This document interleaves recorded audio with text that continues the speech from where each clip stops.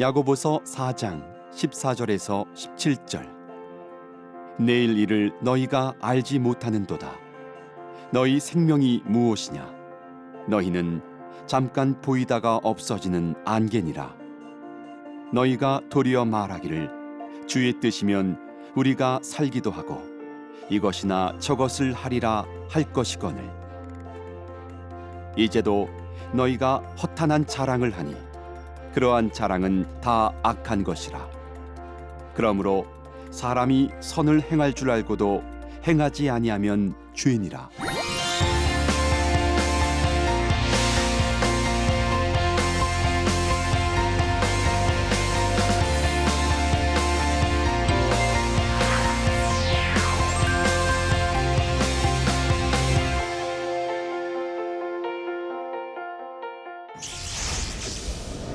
여러분 반갑습니다.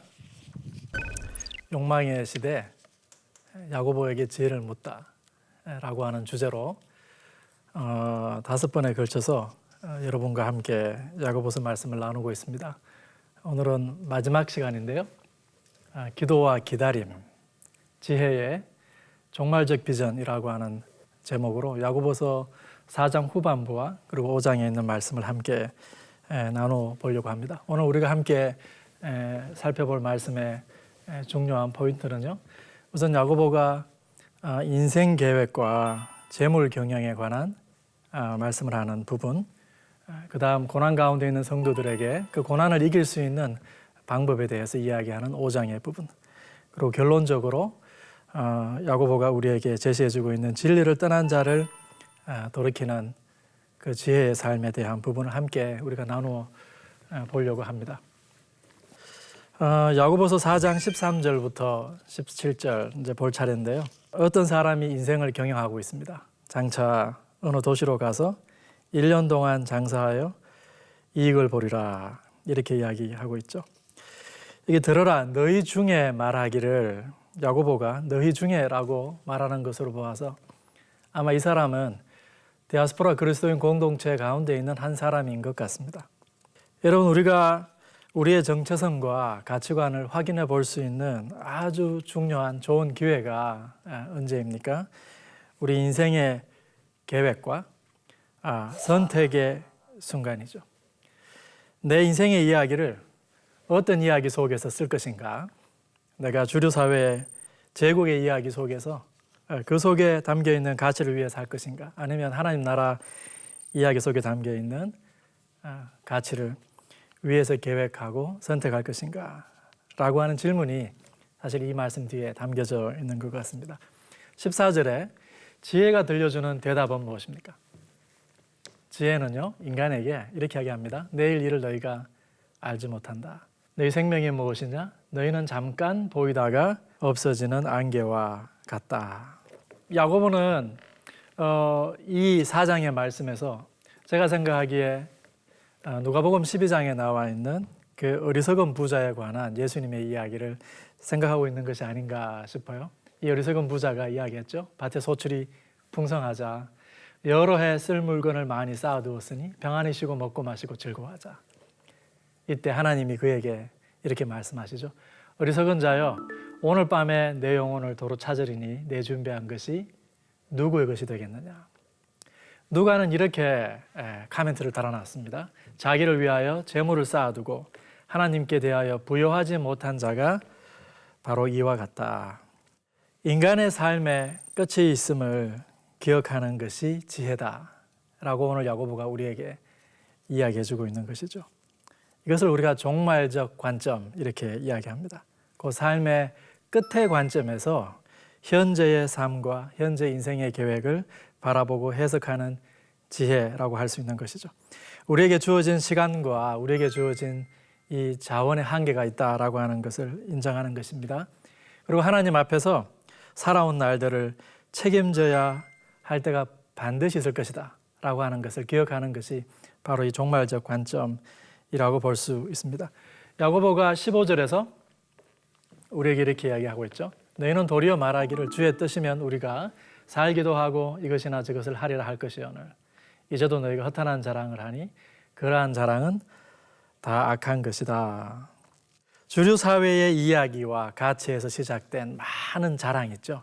그 허탄한 자랑들을 멈춰라. 16절에서 그리고 15절에서 그 대신 주님의 뜻을 구하고 그 속에서 무엇을 할지 분별하라라고 하는 것입니다.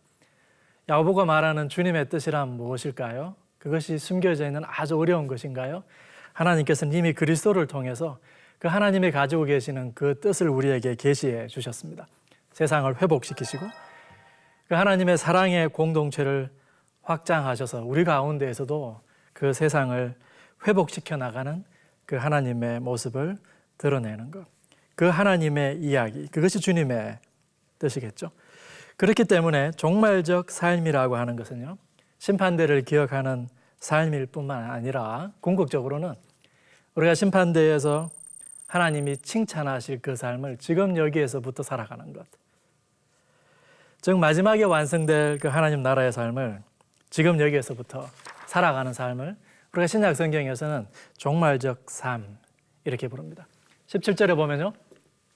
그러므로 사람이 선을 행할 줄 알고도 행하지 아니하면 죄다 이렇게 이야기했죠. 3장 후반부에도 야고보가 선한 삶 할 때도 이 칼로스라고 하는 단어를 썼는데요. 사람이 아름답고 탁월한 삶이 무엇인지 알면서도 우리가 예수님을 통해서 예수님께서 보여주신 그 하나님이 세상을 회복시키시는 이야기, 우리에게 먼저 그 회복을 경험케 하시고 우리도 그 하나님의 그 이야기에 동참하라고 부르시는 그 이야기를 알고도 행하지 아니하는 것은 죄다. 하나님에게 반하는 행위다라고 하는 것입니다. 그렇기 때문에 네 삶에 주어진 시간과 자원을 허비하지 말라. 그 하나님의 뜻과 그 선한 삶에 투자해라. 디아스포라의 삶을 허비하지 말라라고 하는 메시지를 우리에게 주고 있는 것이죠. 5장에 들어가서 야고보가 불의한 부자에 대한 이야기를 우리에게 해주고 있습니다. 야고보는요, 불의를 행하는 어떤 가상의 부자 한 사람을 소환하는데 이 사람의 행동을 보았을 때 이 사람은 그리스도인 공동체 가운데 있는 한 사람이 아닌 것 같습니다. 이 사람이 어떤 사람인지 야고보가 이렇게 묘사하고 있습니다. 2절에 의하면요, 너희 재물은 썩었고 옷은 좀 먹었으며 금과 은은 녹슬었다. 여러분, 재물이 왜 썩었을까요? 옷이 왜 좀 먹었을까요? 금과 은이 왜 녹슬었을까요? 필요한 곳에 사용하지 않고 재물을 쌓아두었다라고 하는 것을 이렇게 표현을 했습니다. 이 사람이 이 많은 재물을 어떻게 축적했을까요? 4절에 하면요, 자기 밭에서 일하는 추수한 품꾼에게 그의 정당한 싹을 주지 않았습니다. 다시 말해서 약자를 부당하게 대하고 그 약자를 착취해서 이 사람이 재물을 모았다라고 하는 것을 우리가 알 수가 있어요. 5절과 6절에 의하면요, 이 불의한 부자는 그러면서도 자신은 땅에서 사치하고 방종하고 의인 곧 무고한 자를 정죄하고 죽였다라고 하는 것입니다. 그 약자는 그에게 대항할 힘조차 없는데도 말이죠. 여러분, 우리가 4절에 보면요, 그 추수한 자의 우는 소리가 만군의 주의 귀에 들렸다. 하나님께서는 반드시 그 사람의 우는 소리를 들으시고 그의 원한을 신원해 주시는 분이다라고 하는 것입니다. 야고보는 제국의 이야기, 그 주류 사회의 이야기가 귀결할 수 있는, 이럴 수 있는 그 마지막 귀결, 파괴된 공동체의 모습을 오늘 이 5장에 나와 있는 이 불의한 부자를 통해서 우리에게 들려주고 있는 것 같습니다. 제국의 힘과 권력과 부에 대한 그 탐욕을 가장 충실하게 따라가는 이 사람이 야고보서 안에서 부자인 셈이죠. 우리가 그 앞단락에서 4장 마지막 부분에서 장사를 통해서 이익을 꿈꾸고 그것을 자랑하는 어떠한 그리스도인 형제에 대한 이야기를 방금 전에 나눴죠. 어쩌면 야고보는 바로 그 그리스도인들에게 경종을 울리고 있는 것입니다. 내가 제국의 이야기, 주류 사회의 이야기를 따라갔을 때 그것이 결국 이르게 되는 너희 자신의 모습과 너희 공동체의 모습이 무엇인지 한번 보라고 하는 것이죠. 야고보는 종말적 관점에서 이 불의한 부자를 평가하고 있습니다. 1절에 의하면요, 울고 통곡하라. 이제 곧 고생이 너희에게 임할 것이기 때문이다. 이렇게 이야기하죠. 3절에 의하면요, 내가 말세를 위하여 재물을 쌓아두었다. 그 쌓아둔 재물이 마지막 때에 심판거리가 될 것을 알지 못하고 재물을 쌓아둔 것이죠. 5절에 가면 살육의 날에 너희 마음을 살찌게 하였도다. 마지막 심판은 누군가에게는 기쁨의 날이 되겠지만 누군가에게는 살육의 날이 될 것이다. 이 심판의 날에 세상을 바로잡으시는 이 공의의 하나님, 세상을 회복시키시는 이 평화의 하나님이 결국 세상을 바로잡고 회복하실 것인데 그 날에 심판을 받을 자들도 있을 것이고 그 날에 하나님으로부터 기쁨을 누릴 자들도 있을 것이다 라고 하는 것입니다. 이 불의한 부자에게 없는 것이 세 가지가 있죠. 가장 직접적으로 우리가 이 본문에서 봤을 때 이 불의한 부자에게는 이웃이 없습니다. 이웃을 기억하지 않은 것이죠. 그리고 그 이웃을 기억하라고 그 약자를 그들에게 부탁하신 하나님을 두려워하지 않았습니다. 그러나 하나님은 반드시 그 품꾼의 우는 소리를 들으시는 하나님이다. 오늘 본문이 이야기하고 있죠. 이 불의한 부자가 하나님과 이웃과 함께 기억하지 않은 것이 무엇일까요? 종말이죠. 우리의 인생이 끝나는 날이 있고 그 마지막 심판대에 하나님이 우리가 살아온 삶에 대해서 책임을 물을 것이다. 우리에게 주어진 시간과 우리에게 주어진 모든 자원들에 대해서 하나님이 어떻게 사용하였는지 물을 것이다 라고 하는 것을 기억하지 못했다라고 하는 것입니다. 여러분, 재물에 대한 지혜는 무엇인가요? 야고보서는요, 이 재물에 관한 주제를 여러 구절에 걸쳐서 다루었습니다. 야고보서 안에서 이 야고보는 부자를 아주 일관되게 비판해 왔습니다. 왜 그럴까요? 그만큼 이 재물, 만몬이 우리에게 우상이 되기 쉽기 때문일 것입니다. 부에 대한 주제가 이 불의한 부자의 폭력과 가난한 자의 죽음에서 절정을 이루면서 이 주제가 마무리되었습니다. 재물을 지녔을 때 하나님과 이웃과 종말을 기억해라. 세상을 회복시키는 하나님의 이야기를 위해 재물을 사용해라 라고 하는 것이 재물에 대한 야고보의 가르침입니다. 한편 이렇게 깨어진 사회는 디아스포라 그리스도인들에게 불가불 고난을 초래했을 것입니다. 여러분이 5장 서두에서 이 무고한 품꾼이 당하는 고난을 한번 보십시오. 야고보는 마지막 큰 단락에서 이러한 고난의 상황 속에서 성도가 어떠한 자세를 취해야 될지 우리에게 이야기해 주고 있습니다.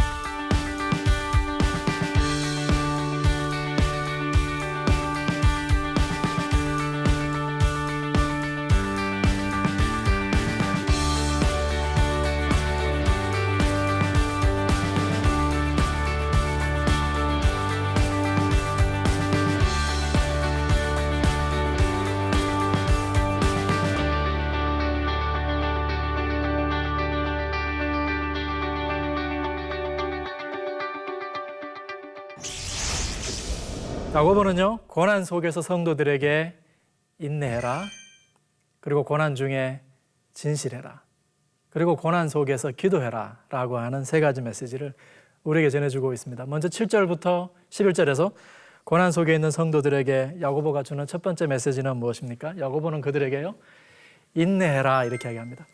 여기 지금 파란색 글씨로 길이 참으라 혹은 인내하라 라고 하는 단어가 몇 번이나 나오는지 여러분 한번 보실래요? 6번 등장합니다. 6번에 걸쳐서 야고보가 성도들에게 인내해라, 오래 참으라 그렇게 이야기하죠. 그리고 그 가운데 원망하지 말라. 여러분, 인내와 오래 참음이라고 하는 것은요, 이것은 단순히 수동적인 행위가 아니에요. 단순히 고통이 지나가기를 기다리기만 하는 수동적인 반응이 아니고요. 인내하고 오래 참고 기다리는 것은 지혜의 안내를 따라서 그리스도인들의 가치를 붙잡아야 하는 아주 능동적인 기다림이겠죠. 야고보가 너희가 오래 참고 인내해라 라고 하는 것이 바로 이러한 의미의 능동적인 기다림을 말하는 것일 것입니다. 여러분, 성도들이 인내할 수 있는 근거가 무엇일까요? 야고보는 이야기합니다. 5장 7절과 8절에 주의 강림이 가깝다. 두 번 이야기합니다. 그리고 5장 9절에 심판주가 문 밖에 서 계시다. 다시 말해서 내가 종말적인 관점을 가지고 지금에 있는 그 삶의 고난의 문제를 해석하고 바라보고 인내하라라고 하는 것이죠. 이것은요, 반드시 고난의 때가 쉬이 빨리 지나갈 것이다라고 하는 것을 의미하는 것은 아닙니다. 이 종말적 관점이라고 하는 것은요, 창조주이신 하나님이 반드시 심판주가 되셔서 세상을 바로잡으실 것이다라고 하는 믿음을 가지고 살라라고 하는 것입니다. 즉 우리의 고난은 이 땅 가운데서 끝나지 않을 수 있지만 주님은 반드시 세상을 공의롭게 회복하실 것이다. 그 주님의 새 창조 사역에 우리가 부름받아서 지금 여기에서 회복된 삶을 사는 것, 즉 주류사회 이야기가 아니라 하나님의 그 세상을 회복시켜 나가시는 이야기에 붙잡혀 살아갈 때 우리가 인내할 수 있겠죠. 오래 참을 수 있는 것입니다.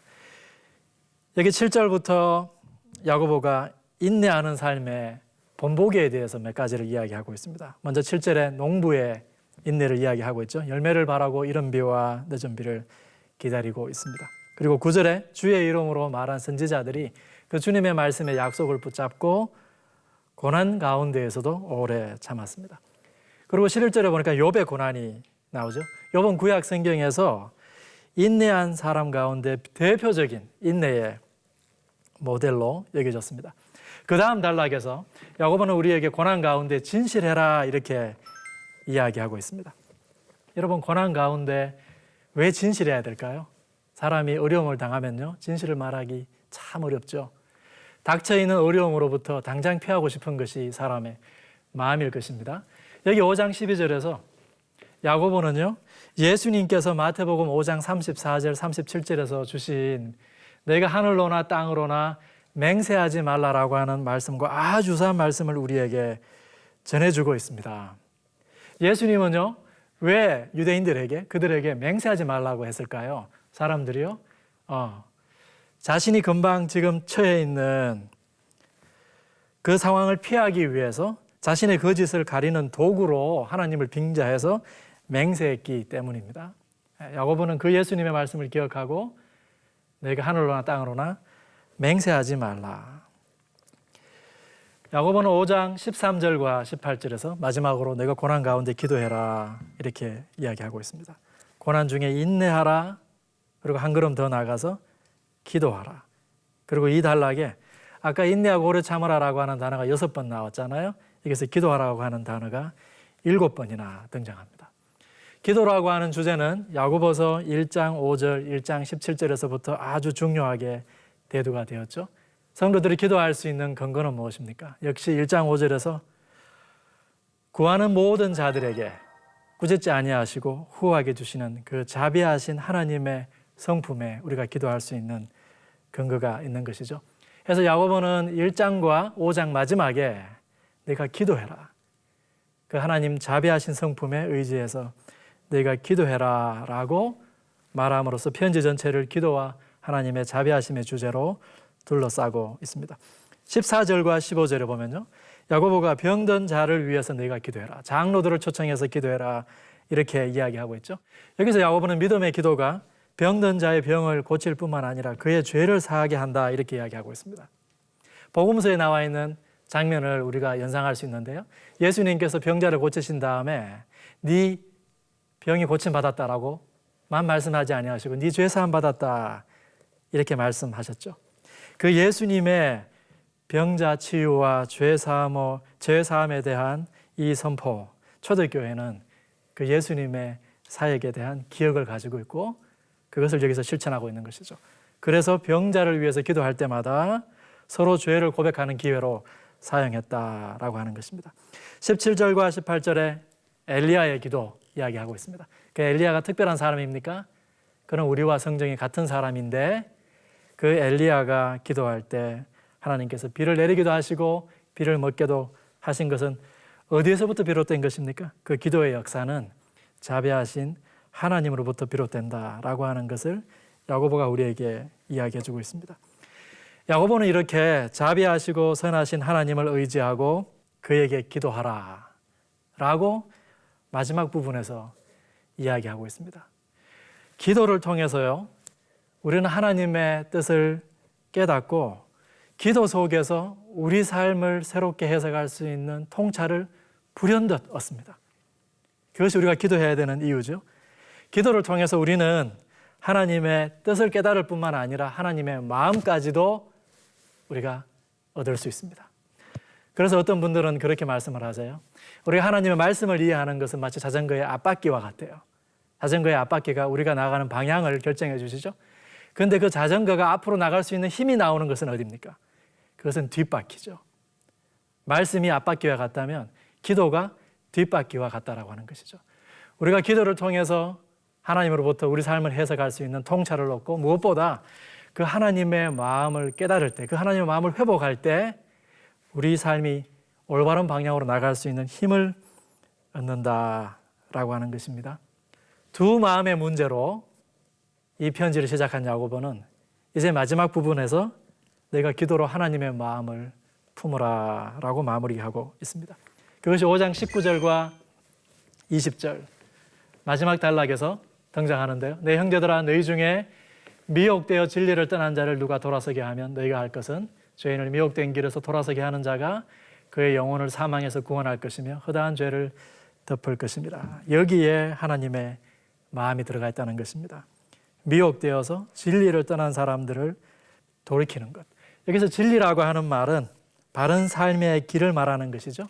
하나님이 세상을 회복시키는 이 이야기. 이것이 우리에게 주어진 바른 삶의 길이겠죠. 20절에는요. 이 진리를 떠난 사람을 미혹된 길에 들어선 죄인 이렇게 다시 표현하고 있습니다. 그리고 20절에서 죄라는 단어와 사망이라고 하는 단어를 야고보가 다시 사용했습니다. 여러분 1장 14절 편지의 서두에서 야고보는 욕심이 잉태한 적 죄를 낳고 그 죄가 장성해서 사망을 낳는다 이렇게 얘기했습니다. 하나님께 반하는 마음과 삶의 방식이 죄고요. 그 하나님의 선하심과 자비하심으로부터 단절된 상태가 죽음입니다. 그 죄와 사망에 빠져 있는 많은 사람들을 돌이키는 것. 그것이 하나님의 마음이요. 그것이 하나님으로부터 지혜를 얻은 자가 살아가는 삶의 방식이다라고 하는 것입니다. 야고보서 전체를 돌아보면서 우리가 몇 가지 적용할 점을 찾아보려고 합니다. 죄인을 사망의 길에서 돌이키는 일을 이미 시작하신 그 하나님의 이야기가 야고보서 안에 담겨져 있죠. 그 하나님의 이야기로 돌아와서 회심하는 것. 야고보서 전체는 사실 이 이야기를 우리에게 전달해 주고 있습니다. 이 이야기를 우리가 하나님의 선교 이야기라고 부르거든요. 왜냐하면 하나님께서 우리 가운데 이미 우리가 선교하기 전에 먼저 오셔서 세상을 회복하시는 일을 그분이 먼저 하신 거예요. 하나님께서 예수님을 보내심으로 성령을 보내심으로 그 하나님이 먼저 세상을 회복하시는 일을 시작하신 것이죠. 우리도 하나님께서 회복되기를 간절히 원하셔서 우리를 위해 그 하나님이 우리의 삶 가운데 찾아오셨다라고 하는 것입니다. 그 하나님의 이야기로 돌아서는 것, 이것이 회심입니다. 야고보는 우리 앞에 이 삶을 제시하는 것이죠. 그리고 두 번째, 그 세상을 회복시키려는 하나님의 선교 이야기에 동참하라라고 하는 것입니다. 그리고 이것을 어떻게 우리가 동참해서 일을 어떻게 진행해 갈 수 있다고요? 야고보는 계속해서 우리에게 그 회복의 공동체, 사랑의 공동체에 대한 이야기를 했습니다. 그 하나님의 그 샬롬을 이 땅 가운데서 이미 살아가는 그 평화의 공동체에 대한 이야기를 했습니다. 그 평화를 우리 가운데 만들어가는 피스메이커의 삶에 대해서 이야기했죠. 그것이 바로 위로부터 나오는 그 지혜를 따라 사는 삶이다 라고 이야기했습니다. 그렇기 때문에 여러분, 성도들이 그리스도인의 공동체를 이루어가며 살아가는 삶이죠. 세상과는 근본적으로 다른 삶이 무엇보다 중요합니다. 왜냐하면 그것이 하나님께서 세상을 어떻게 회복시킬지에 대한 증언과 미리 보기가 되기 때문에 그런 것이죠. 그렇기 때문에 야고보는요, 우리에게 온전하고 성숙한 삶, 선한 삶, 탁월하고 아름다운 삶을 살라고 우리에게 요구하고 있습니다. 왜냐하면 그 삶이야말로 하나님 나라에 대한 최고의 증언이기 때문에 그렇다라고 하는 것이죠. 신약 성경 가운데 이 야고보는 우리가 행함의 책이라고 이야기하지 않습니까? 그 행함은요, 우리가 언제나 믿음을 가지고 있다라고 하는 것에 대한 반증이기도 하고 증거이기도 하지만 그 행함 자체, 성도들이 살아가는 삶의 방식, 다른 삶의 방식, 그것 자체가 세상을 향한 증언이 되고 있다라고 하는 것입니다. 성도들이 당하는 1세기의 많은 고난의 상황 가운데에도 디아스포라 그리스도인들이 살아가는 어려움 가운데에도 그들이 이러한 삶을 지속할 수 있는 이유가 무엇일까요? 야고보는 편지에서 처음과 끝에서 계속해서 하늘에서 내리는 비를 의지하라 이렇게 이야기하고 있죠. 그 하나님의 자비하심과 그 하나님의 선하심, 그 하나님의 은혜 때문에 우리가 계속해서 이 일을 진행하고 이러한 삶을 살아갈 수 있다라고 야고보가 우리에게 가르치고 있습니다. 그것을 기대하고 기다리는 것이 기도이죠. 사랑하는 성도 여러분, 그렇기 때문에 우리가 야고보 전체를 돌아보면서 무엇보다 세상을 회복시키시고 세상을 새롭게 창조해 나가시는 그 하나님의 아름다움에 붙잡히기를 간절히 소원합니다. 우리가 그 하나님의 아름다움에 붙잡히면 우리 자신에 대해서도 망각하고 우리 자신의 욕심에 대해서부터도 자유할 수 있고요. 그 하나님을 드러낼 수 있는 회복의 공동체, 사랑의 공동체를 우리 삶 가운데 실현할 수 있을 것입니다. 이러한 회복의 공동체, 사랑의 공동체 이루는 저와 여러분이 되었으면 좋겠습니다. 감사합니다.